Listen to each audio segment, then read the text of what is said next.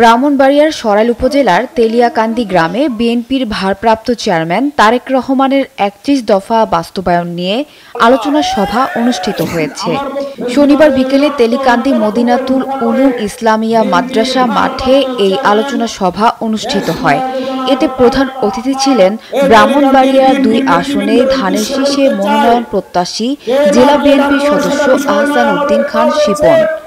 স্থানীয় বিএনপি নেতা মোহাম্মদ ফুল মিয়ার সভাপতিত্বে এ সময় সরাইল উপজেলা বিএনপি যুগ্ম সম্পাদক মুরাদ সরদার, ছাত্র বিষয়ক সম্পাদক জামাল হোসেন লস্কর, সাবেক যুগ্ম সম্পাদক শাহ ওয়ালি উল্লাহ জাবেদ, উপজেলা কৃষক দলের যুগ্ম আহ্বায়ক মাওলানা উসমান গনি, উপজেলা ছাত্র দলের সাবেক যুগ্ম সম্পাদক গিয়াসউদ্দিন সোহাগ, নোয়াগাঁও ইউনিয়ন যুবদলের আহ্বায়ক মোর্শেদ জামান জালাল, সিনিয়র যুগ্ম আহ্বায়ক নান্নু মিয়া, সাবেক যুগ্ম আহ্বায়ক সোহাগ মিয়া, নোয়াগাঁও ইউনিয়ন ছাত্রদলের সাবেক যুগ্ম আহ্বায়ক হাফিজুর রহমান মৈশান সহ আরও অনেকে উপস্থিত ছিলেন।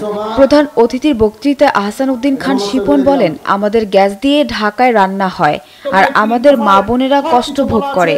আমাদের আশুগঞ্জের বিদ্যুৎ যায় জাতীয় গ্রিডে আর আমার এলাকার জনগণ বিদ্যুৎ পায় না। আগামীতে বিএনপি সরকার গঠন করলে তা হতে দেওয়া যাবে না।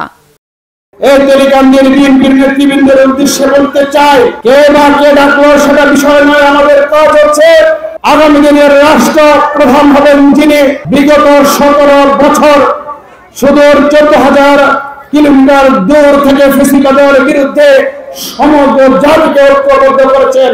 তার নাম কি কে বলেন তো? তার নাম হচ্ছে তারেক রহমান, যিনি ১৪,০০০ কিলোমিটার দূর থেকে সমগ্র বাংলাদেশকে ফ্যাসিবাদের বিরুদ্ধে তিল তিল করে ঐক্যবদ্ধ করেছেন। সেই নেতা হচ্ছে জনাব তারেক রহমান। আমরা ৫ই আগস্টের পর থেকে আমার আসার উদ্দেশ্য হচ্ছে, আমার দল এখনো ক্ষমতায় আসে নাই, জনগণের সাথে সম্পর্ক বৃদ্ধি করুন। তারেক রহমানের মেসেজগুলা জনগণ পৌঁছে দিন। এখন মাজা ধুলাইয়া আমি বিএনপির নেতা এন করেঙ্গা তেন করেঙ্গা, জনগণ নেতাকে এখন আগের মতো সেই জায়গায় দেখতে চায় না।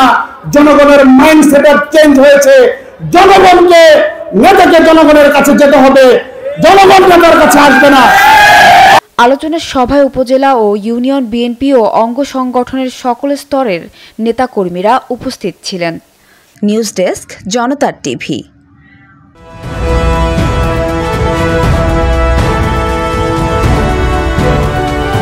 জনতার টিভি, জনগণের আয়না।